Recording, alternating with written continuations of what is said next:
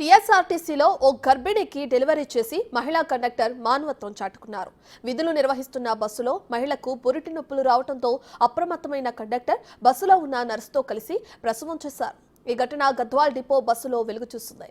పన్నంటి ఆడబిడ్డకు జన్మనిచ్చిన ఆ మహిళను 108 సాయంతో స్థానిక ఆసుపత్రికి తరలించారు. ప్రస్తుతం తల్లి బిడ్డ క్షేమంగా ఉన్నట్లు ఆర్టీసీ ఎండీ సత్యనారాయణ ట్వీట్ ద్వారా వెల్లడించారు. సకాలంలో స్పందించిన ఆర్టీసీ సిబ్బందికి నర్సుకు ధన్యవాదాలు తెలిపారు.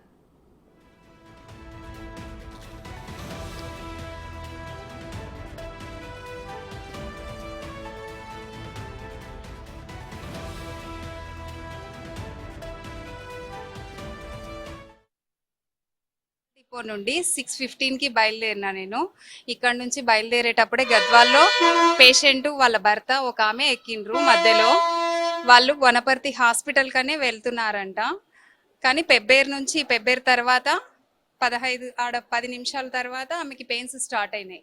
అక్కడ నుంచి ఆమె ఏమైతుంది అని అంటే, అప్పుడు నొప్పి వస్తుంది మేడం అని చెప్తే దాన్ని మా సార్కి డిఎం సార్కి ఫోన్ చేసి అడిగితే ఆమెకి ఎట్లుందో చూసుకొని కనుక్కొని జాగ్రత్తగా తీసుకెళ్ళండి, డైరెక్ట్ హాస్పిటల్ కన్నా వెళ్ళండి అనే ఇన్ఫర్మేషన్ ఇస్తే అంత టైం లేదు కాబట్టి సైడ్కు బస్సు ఆపుకొని ఆమెకి ఇబ్బంది పడుతున్నప్పుడు డెలివరీ అక్కడనే అయ్యే సూచనలు ఉన్నాయి కాబట్టి జెంట్స్ ఉన్న వాళ్ళందరినీ బస్సు నుంచి కిందికి దించేసి లేడీస్ కార్డ్కి కాస్త అడ్డు ఉండి ఆమెకి డెలివరీ చేయడం జరిగింది.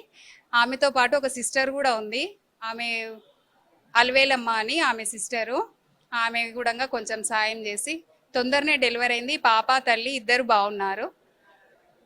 మా ఎండి సార్కి కూడా ఈ విషయం చెప్తే చాలా ప్రశంసించారు. ఈరోజు రాఖీ పండగ సందర్భంగా ఇంత మంచి కార్యక్రమం జరిగింది మన బస్సులో కాబట్టి అప్రిషియేట్ చేసిండ్రు మమ్మల్ని కూడా. తల్లి కూతుర్లు కూడా వాళ్ళు బాగున్నారు. పేషెంట్ వాళ్ళ భర్తతో పాటు మాకు చాలా ధన్యవాదాలు చెప్పిండ్రు. చాలా థ్యాంక్స్ మేడం అని చెప్పిండ్రు. మా బస్సులో ఇలా జరగడం ఈరోజు మాకు కూడా ఆనందంగా ఉంది. గద్వాల్ డిపో నుండి 6:15కి బయలుదేరినా.